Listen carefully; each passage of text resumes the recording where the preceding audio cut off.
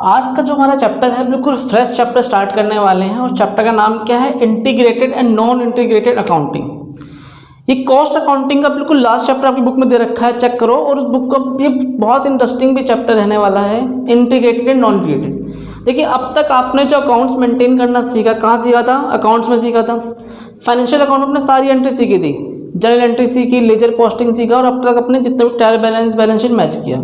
लेकिन अब आपको कुछ अकाउंट कॉस्टिंग में पढ़ने हैं, कुछ अकाउंट मेंटेन करना है, वही आपको डिस्कस करना है। तो अकाउंट जो हम पढ़ेंगे कॉस्टिंग का क्या देखेंगे वो पढ़ते हैं।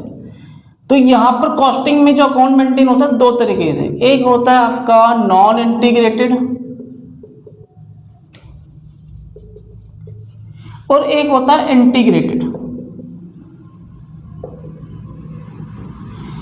देखिए नॉन इंटीग्रेटेड में क्या मतलब है, जो अपने आपको पढ़ना है, नॉन इंटीग्रेटेड भी पढ़ना है और एक इंटीग्रेटेड पढ़ना है। तो नॉन इंटीग्रेटेड के अंदर फाइनेंशियल अकाउंट अलग बनता है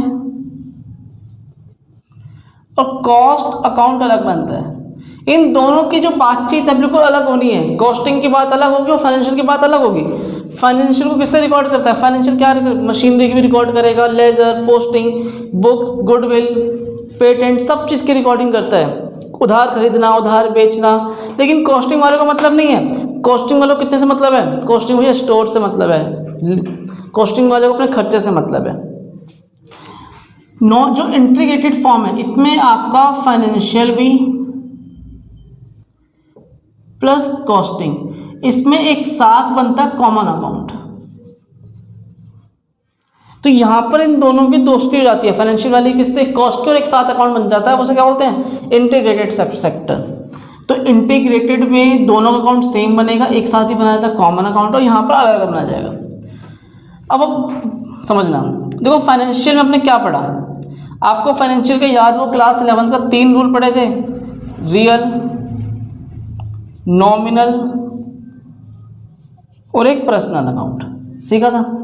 आपने फाइनेंशियल में रियल की भी एंट्री करते हो, नॉमिनल की भी करते हो, पर्सनल की भी करते हो। कितना कैपिटल आया, कितना ड्राइंग ले गया, कितने के अपने एक्सपेंसेस किए, गुडविल वगैरह, रियल मशीनरी पे डेप्रिसिएशन, सारी बातचीत आप करते हो। तीनों अकाउंट मेंटेन होते हैं फाइनेंशियल में। लेकिन कॉस्टिंग को मतलब क्या है?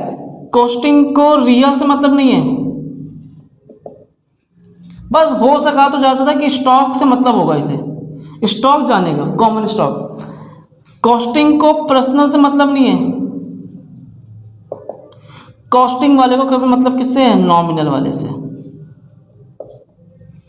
कितने का वेजेस गया, कितने का आपका स्टोर आया, कितने का स्टॉक मेंटेन हुआ, ये सारे बात कौन करेगा? कॉस्टिंग वाले में बात की जाती है। वर्किंग प्रोसेस की बात करेगा, लेबर की बात करेगा, ओवरहेड की बात करेगा, मटेरियल की बात करेगा, जितने भी आपके जो नॉमिनल एक्सपेंसेस, नॉमिनल की बात होगी वो सब यहाँ पर आता है। और अगर फाइनेंशियल इन दोनों की बात करेंगे तो यहाँ एक कॉमन अकाउंट बनेगा जिसमें दोनों का मिक्सअप होगा, दोनों को मिक्स करके बताया जाएगा। अब समझना, हमें फाइनेंशियल तो अपने सीख रखा है, कॉस्टिंग में क्या डिफरेंस है वो देखो। सपोज दो छोटे छोटे से अकाउंट है, मटेरियल ए और एक मटेरियल बी। एक मटेरियल ए भी है और एक मटेरियल बी भी है। मटेरियल ए आपके पास 10,000 का है और मटेरियल बी 20,000 का है। इन दोनों के लिए एक सिंगल हम बात करेंगे। देखो एक बात और समझना ध्यान से, कॉस्टिंग के अंदर जो हम पढ़ेंगे क्या डिस्कस करने वाले हैं? कंट्रोल अकाउंट पढ़ने वाले हैं। Labour control account, material control account, work in progress control account, जो भी कंट्रोल अकाउंट आपको डिस्कस करना है वो सारे अकाउंट यहीं पढ़े जाते हैं। कितना आपके पास वेजेस की बात करिए, कितना मटेरियल की बात करिए, कितना लेबर की बात करिए। तो यहाँ पर हम जैसे पढ़ते हैं स्टॉक, लेजर, कंट्रोल अकाउंट। आपके पास देखो 10,000 का मटेरियल यहाँ है और 20,000 का यहाँ, कितना हो गया? 30,000 का। और सपोज इशू कर दिया आपने 10,000 का। स्टॉक लेजर कंट्रोल अकाउंट, कितना स्टॉक आया? 30,000 का। तो क्या नाम लिख देंगे यहाँ पर? देखो यहाँ पर हमें डबल एंट्री करने के लिए, देखो नाम ही क्या है? अकाउंट्स। अकाउंट में क्या? Double entry, book keeping. Double entry करने के लिए, दोनों तरफ इक्वल करने के लिए मुझे यहाँ पे क्या लिखना पड़ेगा? To journal, ledger, control account.